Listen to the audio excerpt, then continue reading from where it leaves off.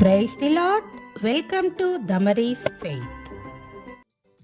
Praise the Lord. ఈరోజు మనము Bible గ్రంథం నుండి ఎస్తేరు కథ గురించి తెలుసుకుందాం. ఎస్తేరు అంటే నక్షత్రం అని అర్థం. ఈమె ఒక యూదురాలు.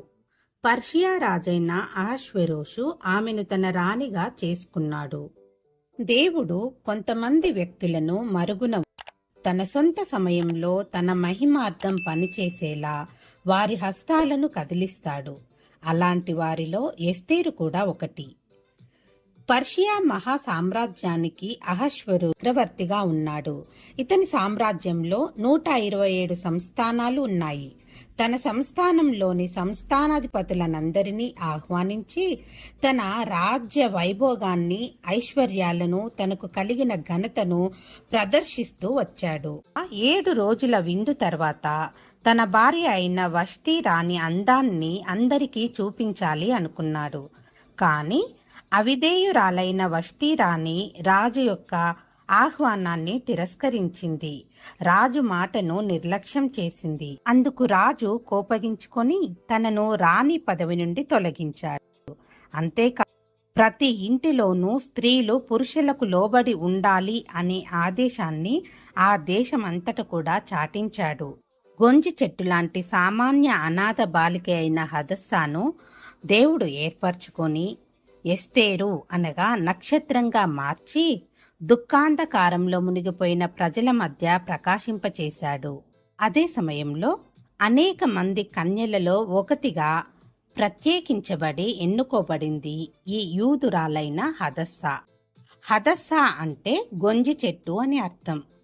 గొంజి చెట్టు అన్ని వృక్ష జాతులలోకి చాలా చిన్నది. దేవునికి గల ఉన్నతమైన ఉద్దేశం ప్రకారం అహష్వేరోషు ఆమె పట్ల దయను, ప్రేమను కలిగించాడు. ఈ విధంగా దేవుడు నిర్ణయించిన సమయంలో ఆమె రాణిగా చేయబడింది. ఎస్తేరు సంరక్షకునిగా ఉన్న మొర్దెకైకి సంపూర్ణ విధేయతను చూపించింది. వయసులో చాలా పెద్దవాడు ఈ మొర్దెకై వరుసకు అన్న అవుతాడు. మొర్దెకై సహాయంతో రాజు దగ్గరికి నడిపింపబడింది ఎస్తేరు. మొర్దెకై సలహా ప్రకారం దేవుని సహాయం కొరకు ఎదురు చూస్తూ ఉంది. ఎస్తేరు తన ప్రాణాన్ని సహితం లెక్క చేయలేదు.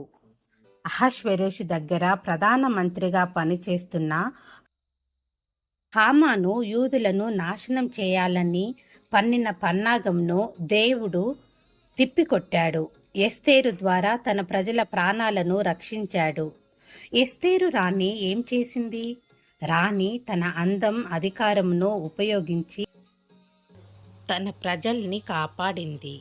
పర్షియా సామ్రాజ్యంలో యూదులందరినీ ఫలానా రోజున చంపేయాలని ఈ ఆజ్ఞను జారీ చేయడం జరిగింది.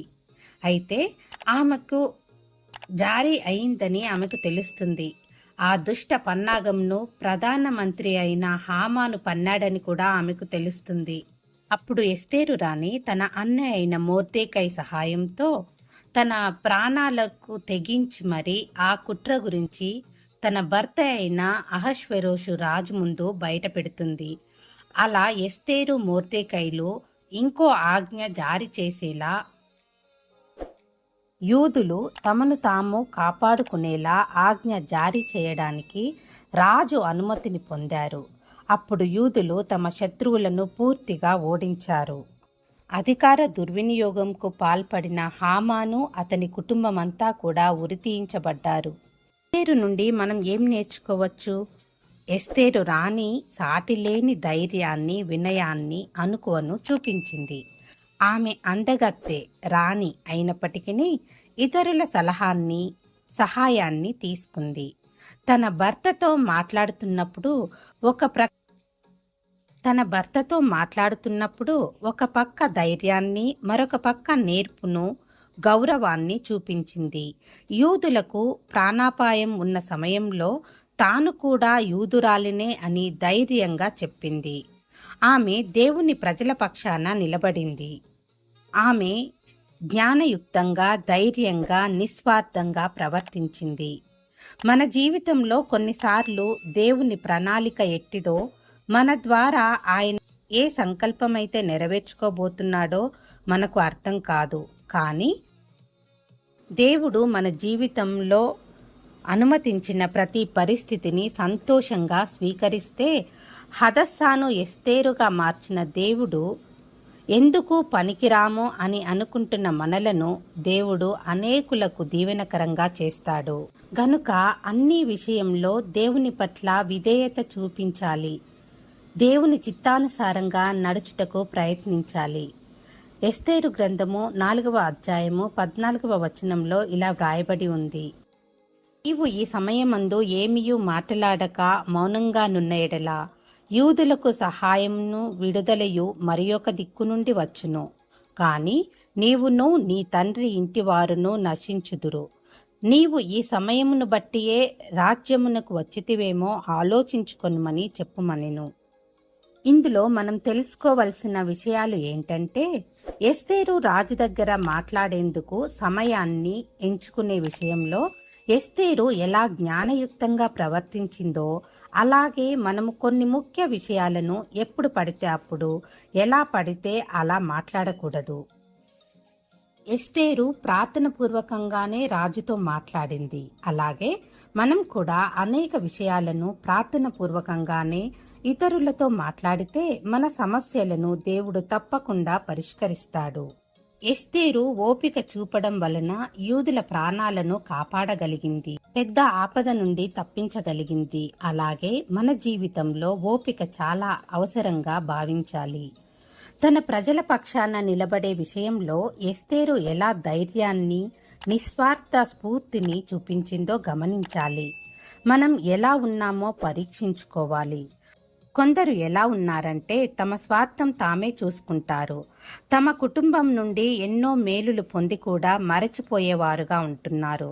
తమ కుటుంబం కష్టంలో ఉన్నప్పుడు లేదా బాధలో ఉన్నప్పుడు కనీసం పలకరించరు. వారికి అవసరం ఉన్నప్పుడు మాత్రమే కుటుంబం గుర్తుకు వస్తుంది. అయితే మనలను మనం పరీక్షించుకోవాలి. ఎస్తేరులా ఎలా విశ్వాసం చూపించాలో నేర్చుకోవాలి.